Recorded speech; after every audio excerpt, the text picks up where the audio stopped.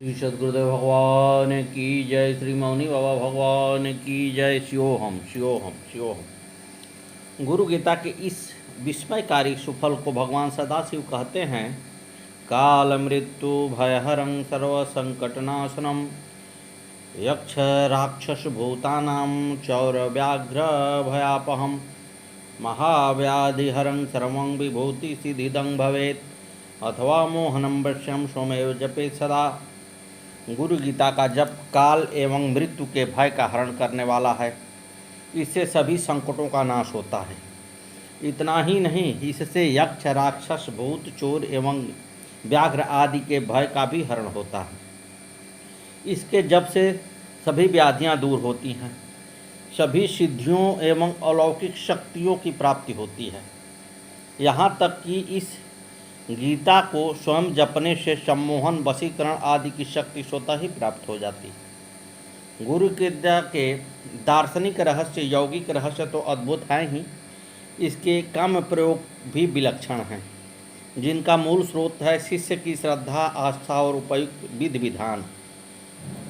शिष्य की श्रद्धा एवं उपयुक्त विधियाँ गुरु गीता के मंत्रों को महासमर्थ बनाती हैं। हालांकि इसके प्रयोगकर्ता बिरले एवं विलक्षण ही मिलते हैं, फिर भी इनका संपूर्ण अभाव नहीं है। साधक समुदाय में बंगाल के तारानाथ भट्टाचार्य की बड़े सम्मान से चर्चा होती है। इनकी तांत्रिक शक्तियाँ बड़ी आश्चर्यजनक एवं विस्मयकारी थीं।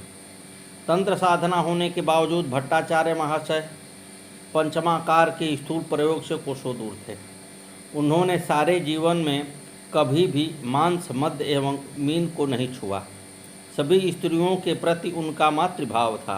वह प्रत्येक स्त्री को जगदम्बा का रूप मानते थे और ब्रह्मचर्य में उनकी संपूर्ण निष्ठा थी।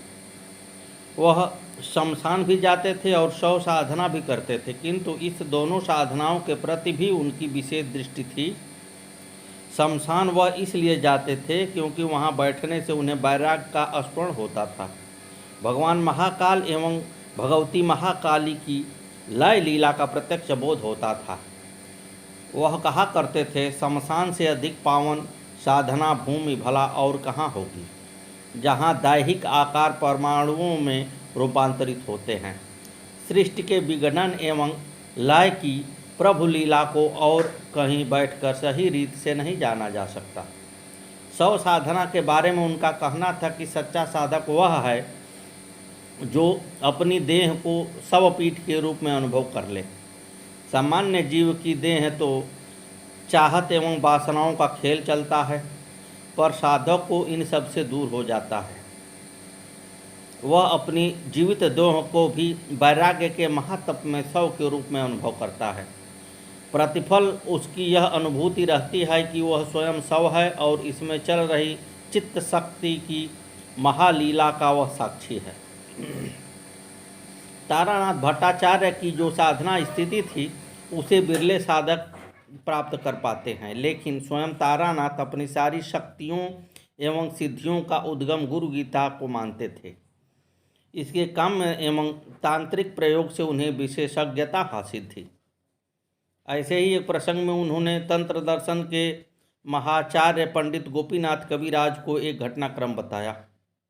उन्होंने बताया कि तंत्र साधनाओं में अलग अलग मुहूर्तों, नियमों एवं तांत्रिक रात्रियों यथा काल रात्रि, महारात्रि, मोहरात्रि एवं दारुण रात्रि आदि अवसरों पर वह गुरु गीता का अलग अलग रीत से पाठ करते थे। गुरु गीता की स्थिति क्रम, सृष्टि क्रम एवं संहार क्रम से उन्होंने अनेकों अनुष्ठान किए। इन अनुष्ठानों में वह गुरु गीता को भगवती गायत्री के ब्रह्मास्त्र मंत्र के साथ सभी महाविद्याओं का लोम विलोम संपुटीकरण के विलक्षण प्रयोग किए। अपने एक अनुभव ने बताया कि प्रारंभिक दिनों में ब्रह्म पिशाच से पीड़ित एक व्यक्ति उनके पास आया। पिशाच खतरनाक था और शक्तिशाली भी। बड़े बड़े तंत्र साधकों को उसने हैरान बेहाल कर रखा था। इस संबंध में अचूक समझने जाने वाले प्रयोग को उसने विफल कर रखा था। जब यह परिवार उनके पास आया तो परिवार के आने से पहले ही ब्रह्म पिशाच ने उन्हें कई धमकियां दे दी। इन धमकियों की परवाह न करते हुए जब उन्होंने कई मंत्रों के हवन की व्यवस्था की तो ठीक समय पर वह आकर हवनीय अग्नि बुझा देता। अंत में उन्होंने गुरु गीता के साथ गायत्री का ब्रह्मास्त्र प्रयोग करने का निश्चय किया। इसे उन्होंने अलग अलग एवं सम्मिलित रूप से सिद्ध कर रखा था। गुरु गीता के संहार क्रम का ब्रह्म पुटित अनुष्ठान उन्होंने इस परिवार के कल्याण के लिए स्वयं किया। इस अनुष्ठान के पूर्व उन्होंने स्वयं सहित संपूर्ण वातावरण को कीलित कर रखा था। अनुष्ठान के बाद जब हवन का दिन आया तो ब्रह्म पिचास के तेवर ढीले पड़ चुके थे। गुरु गीता के संपूर्ण मंत्रों के हवन के साथ ब्रह्म पिचास का अस्तित्व खतरे में पड़ता गया और अंत में पीड़ित परिवार को उस क्रूर पिशाच से छुटकारा मिल गया। तारानाथ भट्टाचार्य ने यह प्रसंग सुनाते हुए कहा कि गुरु गीता के ये प्रयोग कष्ट साध्य तो हैं, पर इनसे सभी असंभव को संभव करने की संभावना पूरी है। महादुष्कर कार्य भी इनसे सहज साध्य हो जाते हैं। गुरु गीता में साधना जीवन के रहस्यों का विपुल भंडार है। यौगिक रहस्य, मांत्रिक रहस्य एवं यांत्रिक रहस्य इसमें लौकिक रूप से गुथे हुए हैं। अनुभव संपन्न साधक जानते हैं कि साधना साधक की अपने साध्य के साथ गहरे सामंजस्य, लय और अंततो गत्वा संपूर्ण विलय एवं विसर्जित होने का सत्य है। यह लय मूलतः विचारों एवं भावनाओं की होती है। इसकी प्रगाढ़ता एवं परिपक्वता पर भी साधना की सफलता निर्भर है, परंतु यह कार्य इतना आसान नहीं है। इनमें अनेक विघ्न विक्षेपों एवं अंतरायों का सामना करना पड़ता है। इसमें से कई परिस्थिति जन्य होते हैं तो कई प्रारब्धजन्य। परिस्थितियों में स्थान, काल, परिवेश एवं घटना चक्र की गणना की जा सकती है तो प्रारब्ध का पूरा दारोमदार सूक्ष्म संस्कारों एवं कर्म बीजों पर निर्भर करता है। प्रकांतर से यह प्रारब्ध ही परिस्थितियों का जन्मदाता है, जिसका सदुपयोग दुरुपयोग अपने विवेक एवं पुरुषार्थ पर निर्भर है। सद्गुरुदेव भगवान की जय। श्री मौनी भगवान नमो नमः। विवेक एवं पुरुषार्थ सजग रहे तो साधना के विघ्न शमित हो सकते हैं। किसी दुष्कर प्रारब्धवश इनकी संपूर्ण समाप्ति नहीं हो सके तो भी इन्हें समाप्त प्राय तो किया ही जा सकता है। बस जरूरत सही साधना उपक्रमों के चयन एवं उनके उपयोग की है। इन साधना उपक्रमों में काल, मुहूर्त, मंत्र, पूजा उपचार के साथ दिशा एवं आसन का चयन भी महत्वपूर्ण है। कतिपय बुद्धिवादी इस कथन पर संदेह कर सकते हैं, पर जिनकी बुद्धि सूक्ष्मग्राही है, सृष्टि के विभिन्न ऊर्जा प्रवाहों, चुंबकत्व एवं जैव विद्युत की सामर्थ्य से जो परिचित हैं, उन्हें इस कथन के मर्म तक पहुँचने में समय न लगेगा। पूजा उपचार एवं तत्व संबंधी उपक्रम इन्हीं के संतुलित सदुपयोग के लिए हैं। गुरु गीता के पिछले कर्म में भगवान सदाशिव के वचनों को प्रस्तुत करते हुए कहा गया है कि गुरु गीता का विधिवत अनुष्ठान स्वयं में एक समर्थ उपचार है। यह काल एवं मृत्यु के भय का हरण करने वाला है। सभी संकट इस अनुष्ठान से नष्ट होते हैं। साथ ही इससे यक्ष, राक्षस, भूत, चोर एवं व्याघ्र का भय हरण होता है।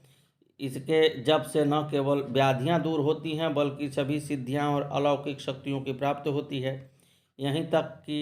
यहाँ तक कि इसके जप मात्र से सम्मोहन, वशीकरण आदि की तांत्रिक शक्तियाँ भी प्राप्त होती हैं। इन तांत्रिक शक्तियों की प्राप्ति में आसन एवं उपयुक्त दिशा की चुनाव का विशेष ध्यान रखना पड़ता है। भगवान सदाशिव इस सत्य को चिताते हुए माता भवानी से कहते हैं, वस्त्रासने च दाद्यं पाषाणैरो शंभम मेदिन्या दुःखमाप्नोति काष्ठे भवति निष्फलम्। कृष्णाजिने ज्ञान सिद्धि मोक्ष श्री व्याघ्रचर्मणि कुशासने ज्ञान सिद्धिदं सर्वसिद्धि कम्बले कुशैवं दुर्व्यांग देवी आसने शुभ्रकम्बलम् उपविश्व ततो देवी जपे देशाग्रमानसः ध्येयं शुक्लं च शान्त्यार्थवस्य रक्तासनं प्रिये अविचारं कृष्णवर्णं पीतवर्णं धनागमे उत्तरे शांति कामस्तु वश्ये पूर्वमुखे जपेत दक्षिणे मारणं प्रोक्तं पश्चिमे च धमागमे। वस्त्रासन पर साधना करने से दरिद्रता आती है। पत्थर पर साधना करने से रोग होता है। धरती पर बैठकर साधना करने से दुख मिलता है और काष्ठासन पर की गई साधना निष्फल होती है।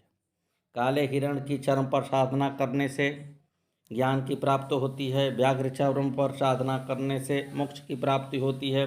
कुश की आसन पर साधना करने से ज्ञान सिद्ध होता है, जबकि कम्बल पर बैठकर साधना करने से सर्व सिद्धियाँ मिलती हैं।